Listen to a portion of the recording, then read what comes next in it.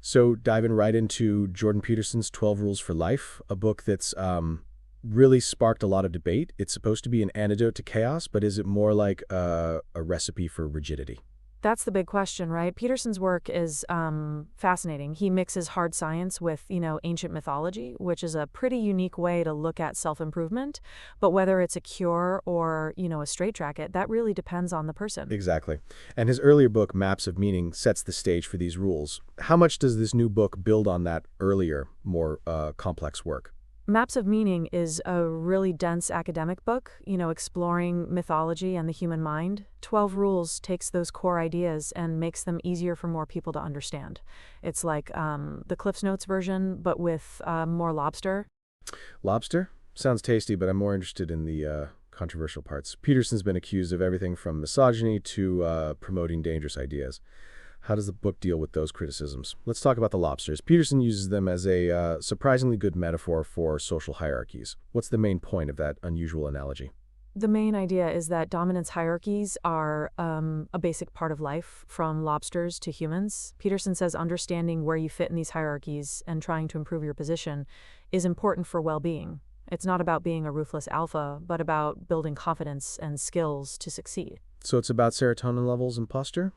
Seems a bit simple, isn't it? It's a starting point, I guess. The lobster thing highlights how our social behavior is based in biology, suggesting that how we react to success and failure is deeply ingrained. It's a strong argument, even if it doesn't cover everything about human interaction. But isn't that a bit reductionist? Reducing human behavior to simple brain chemicals? That's a fair criticism. Peterson himself admits the analogy has limits. The book isn't just a science book, it's a mix of science and philosophy. The book talks about the biblical story of the fall of man. How does Peterson use that ancient myth to explain modern problems? Peterson uses the fall as a metaphor for going from innocent childhood to being a self-aware adult. Losing paradise represents the suffering and responsibility that come with growing up. It's a call to take charge of our lives and our flaws. So it's about self-awareness and taking responsibility? Isn't that a bit preachy? He presents it as a necessary step to a meaningful life. Peterson says neglecting self-care is self-sabotage, leading to unhappiness and not being able to contribute to the world. And what about the criticism that he focuses too much on individual responsibility and ignores systemic issues? The book does mention systemic issues, but it argues that personal responsibility is needed to deal with bigger problems. You can't really criticize the world until you've cleaned up your own mess, so to speak. The book stresses choosing friends wisely. Why is that so important? Peterson says our friends strongly influence our behavior and well-being. Surrounding yourself with people who support your growth and challenge you is key to personal development. So ditch the toxic friends? Sounds a bit harsh. It's about making conscious choices about who you spend time with. It's not about abandoning people who need help, but prioritizing relationships that are mutually beneficial and supportive. And what about the criticism that this is elitist, focusing on self-improvement for the privileged? Peterson acknowledges that his advice is easier for those with resources, but he argues the principles applies to everyone. The main message is about taking responsibility no matter your circumstances. The book says not to compare yourself to others. How does Peterson suggest we deal with that inner critic? He suggests focusing on self-improvement over time instead of comparing yourself to someone else's success. It's about setting realistic goals and celebrating small wins. So it's about self-compassion and realistic expectations? Isn't that a bit soft?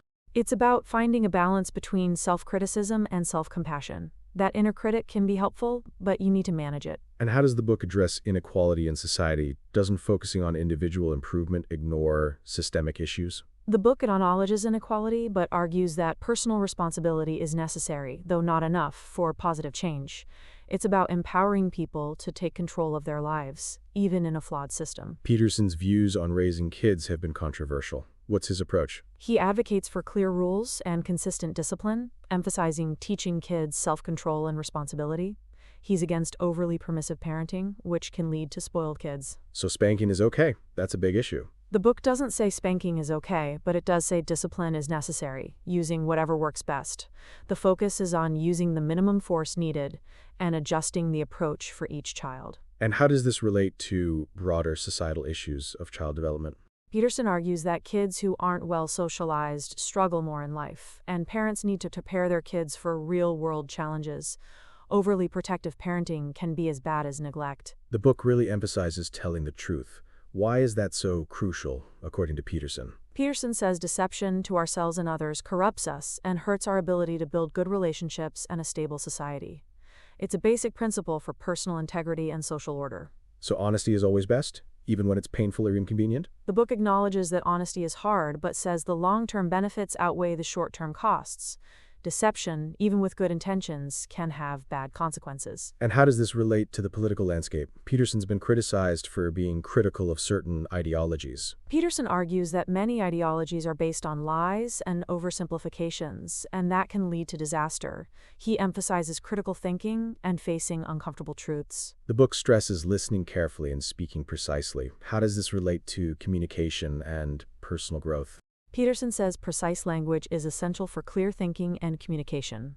He advocates for conversations that involve real listening and a willingness to learn from others. So it's about avoiding ideological debates and focusing on understanding? Exactly. He emphasizes understanding different viewpoints, even if you disagree, and avoiding manipulation. And how does this relate to finding meaning in life? Peterson argues that meaningful engagement with the world requires careful attention, precise communication, and facing our limitations and the complexities of reality. It's about finding a balance between order and chaos. The book has a chapter about not bothering kids when they're skateboarding. What's the deeper meaning behind that seemingly small thing? It's about letting kids take risks and develop skills. Overprotective parenting can stifle growth and prevent kids from developing resilience. It's a metaphor for challenging ourselves and pushing our limits, even when it's uncomfortable or risky. Growth means stepping outside our comfort zones. The last rule is to pet a cat when you see one. What's the significance of this seemingly whimsical advice? It's about appreciating small joys and connections, even when things are hard. It's a reminder to be present and find gratitude in simple things.